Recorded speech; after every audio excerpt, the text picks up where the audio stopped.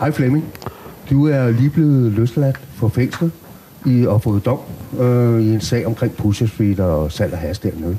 Ja. Og du har fået 9 måneders fængsel, men du har siddet over 12 måneder. 12 måneder og 10 dage. Ja, hvordan kan det lade sig gøre? Det må man spørge retsvæsenet om. Altså. Hvordan har du det med det? Som Christian igennem 30 år, så er man jo ved at være vant til, at ens retssikkerhed, den er rimelig sketchy, om du vil. Altså. Det kan jeg faktisk så... Jeg skal lige spørge, hvad skete der egentlig den morgen, de kom og arresterede dig? Eller anholdt dig? Jamen, der skete det, jeg var faktisk stået tidligt op og var gået med min hund. Og da jeg kom hjem, så var politiet i gang med at ransage mit hjem. Ja. Og så fik jeg at vide, at jeg var anholdt og sigtet for organiseret handel med 200 kilo hash.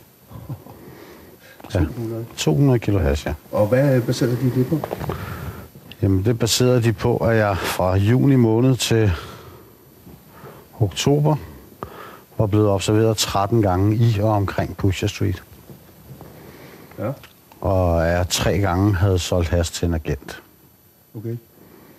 Og... For i alt 7 gram hash. Okay. Du har solgt 7 gram hash, og det havde de beviser for? Det havde de beviser for. Ja. Og hvad skete der så? Ja, så var det jo hele rutinen igennem dommervagt og et fint hotelværelse på Vesterfængsel.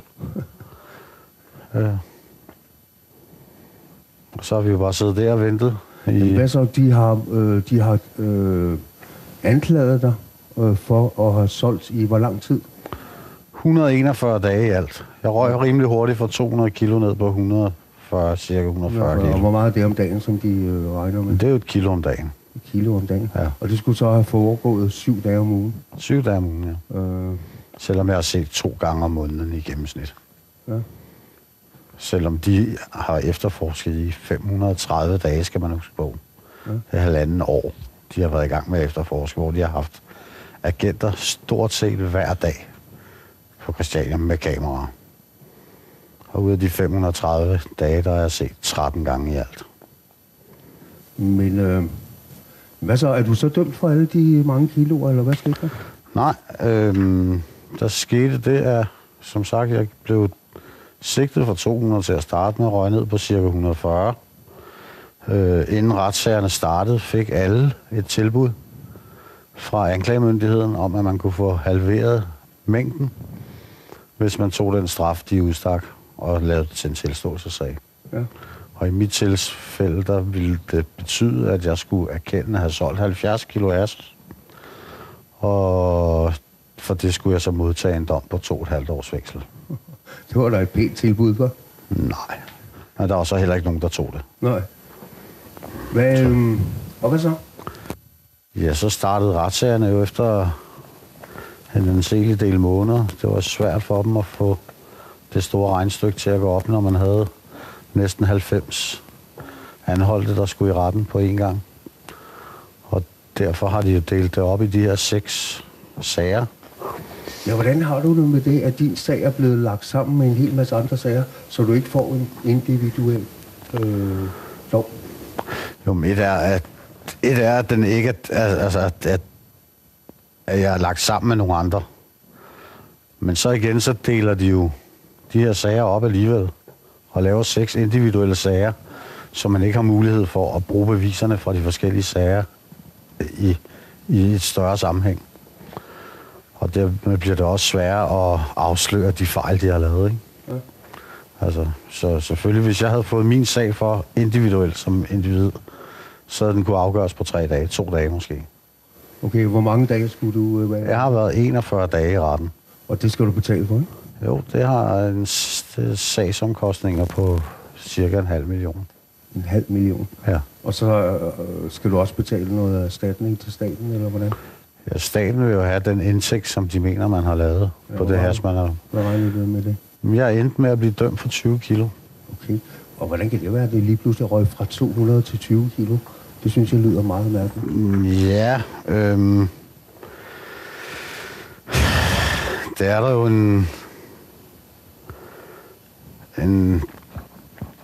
ja, det er sgu lidt svært at forklare, men altså, dommeren siger jo, at de mener ikke, at det er bevist, at jeg skulle have en overordnet rolle i det her kompleks her. Okay. Men vælger alligevel at sigte mig for at have solgt hash cirka 600 gram om dagen i 33 dage.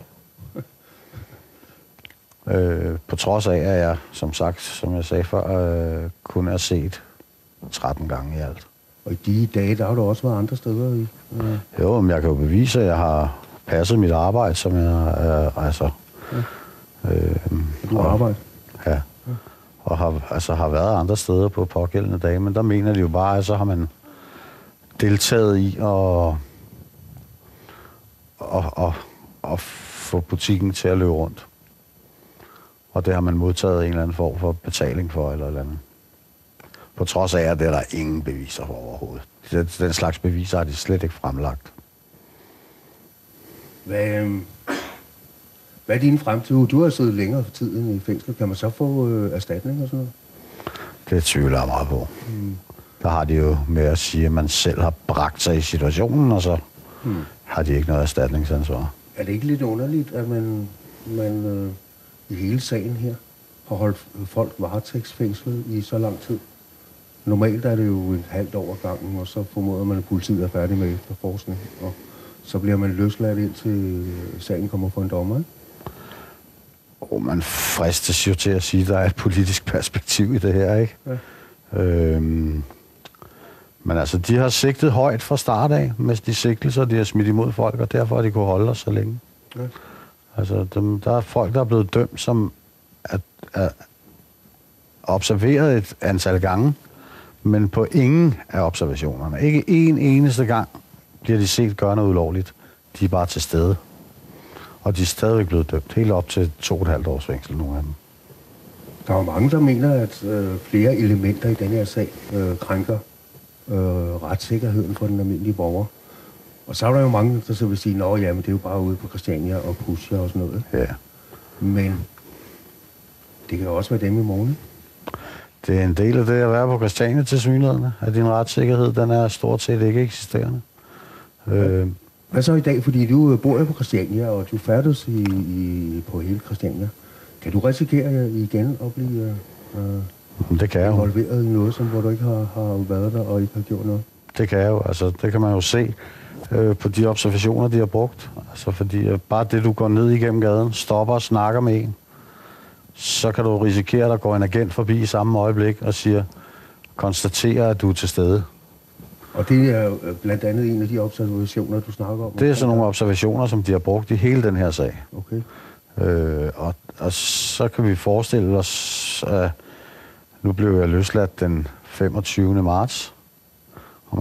Og den 26. marts, der går jeg 100% ned igennem gaden og siger hej til de folk, jeg kender.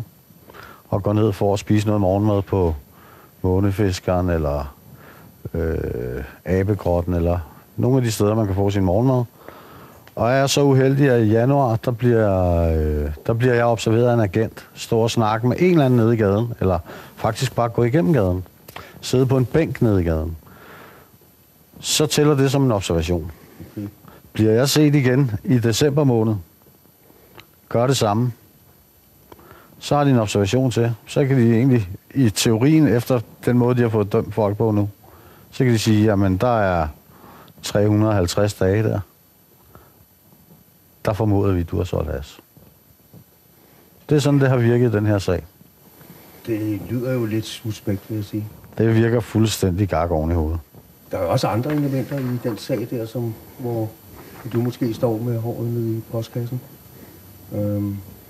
Blandt andet udregning af kvantum og sådan nogle ting der. Altså fra 200 kilo til 20 kilo. Det må betyde, at man har tillagt agentkøbet en stor sag, og observationerne noget mindre, eller hvordan hænger det sammen? Ja, jeg må være der svar skyldig, hvordan... Altså, selv dommerne har jo været forvirret i det her, er jo tydeligt. Det er jo en anden ting. Det er jo tydeligt, altså. Når vi kigger tværs over alle de 6 sager, der har været, så har der jo været stor forskel på de forskellige dommers opfattelse.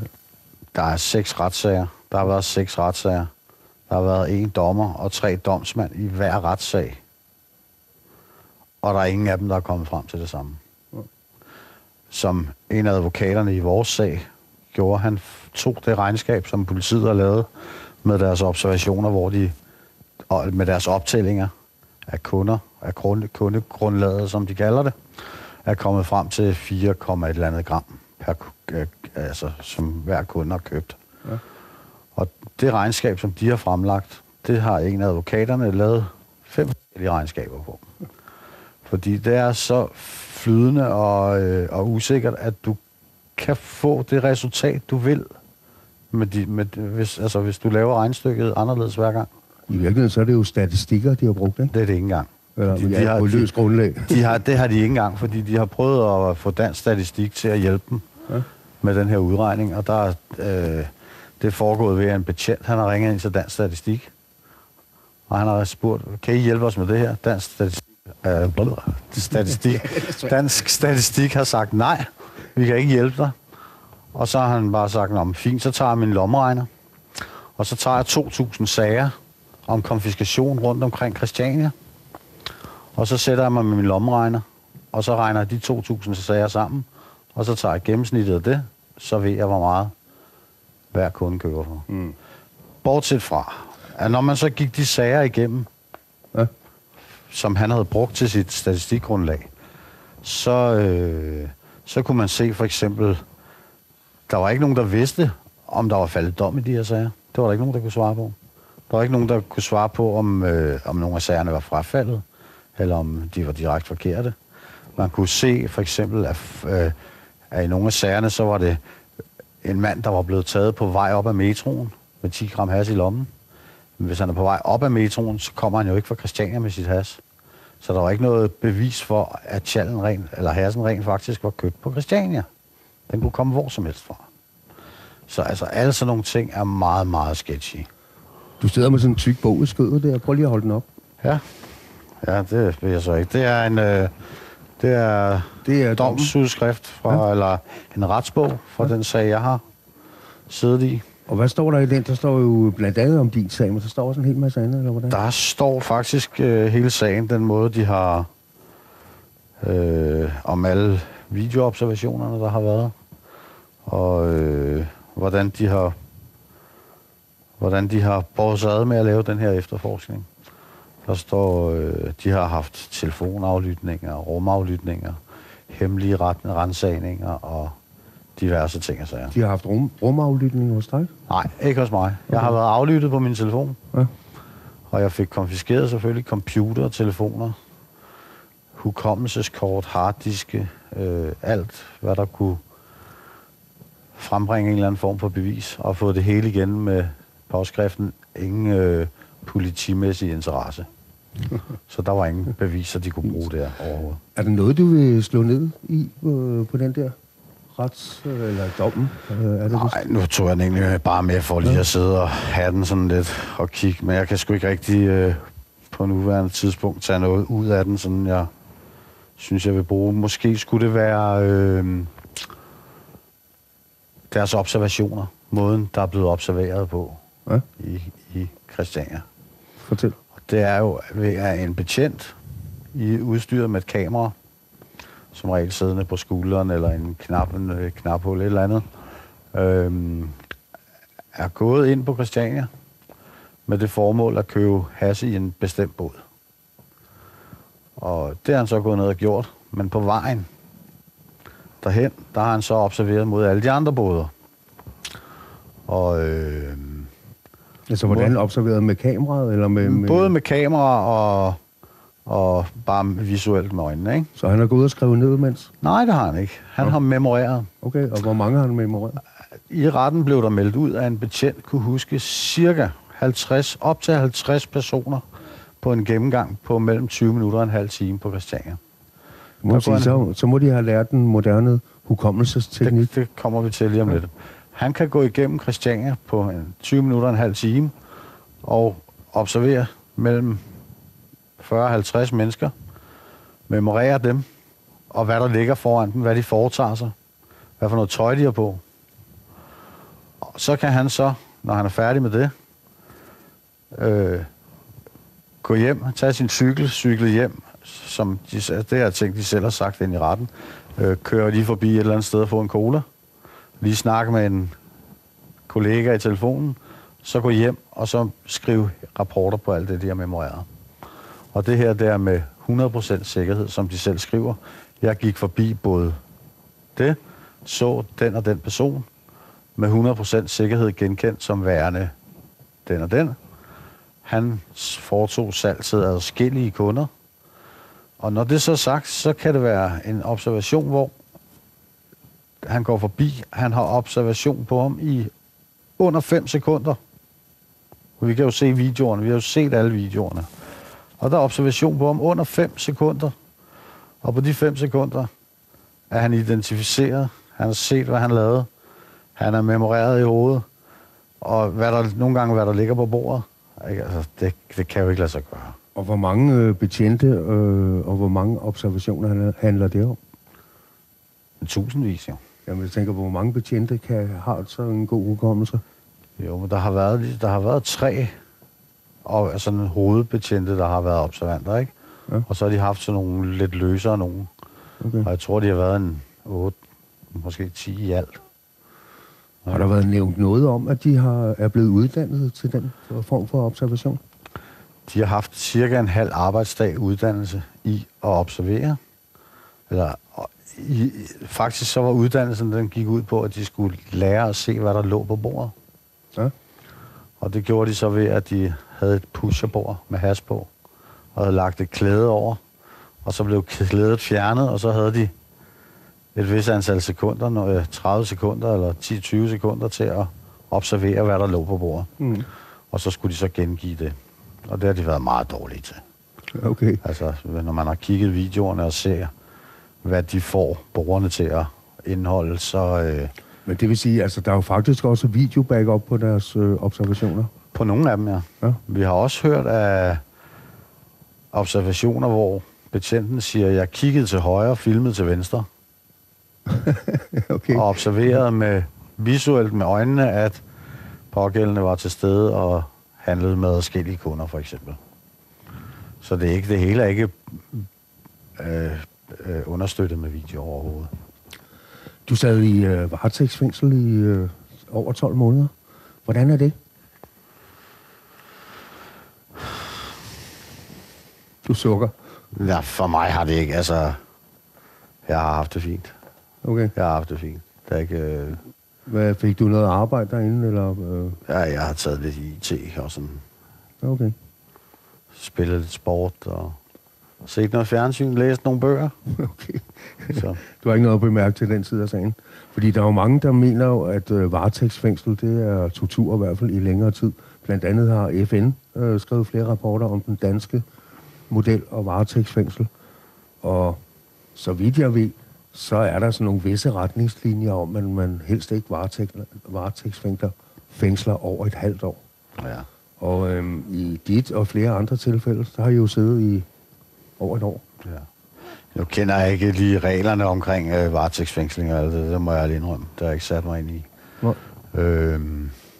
Men nu tænker jeg mere på det menneskelige. Det er det. Selvfølgelig er det da hårdt at være siddet og være lukket ind og være taget væk fra sin nærmeste og den slags der, men altså... Må man modtage breve og besøg og sådan noget der? I starten havde vi det, der hedder B&B. Hvad er det? Besøg og brevkontrol. Ja, okay. Og det vil sige, at når du har besøg, så er det tæt familie, og så er det med en betjent til stede. Ja. Og brevkontrol, det er selvfølgelig, så læser de dine breve. Så skal brevene igennem politiet og godkendes, før de bliver sendt videre. Okay. Men det ophører så på et tidspunkt? Det ophører så på et tidspunkt, ja. Og ja, så kan man få lov at ringe en gang om ugen og sådan noget, pjat. Altså. Har du nogle bemærkninger, sådan slutbemærkninger til hele den her sag og din situation og så videre? Jeg synes, det er lidt svært, fordi nu kommer alle de her ankesager, hvor det skal i landsretten. Og så bliver det spændende at se, hvad landsretten kommer frem til. Ja. Hvor lang tid går det? Ja, jeg kan ikke huske, hvad dato de er sat til. Der er nogen, der har fået dato på, ikke? Men det er slutningen af året sikkert, ikke? Så en lille års tid? Ja. Men hvad med dig? Har du anket? Nej, jeg har ikke anket. Nej. Fordi du går...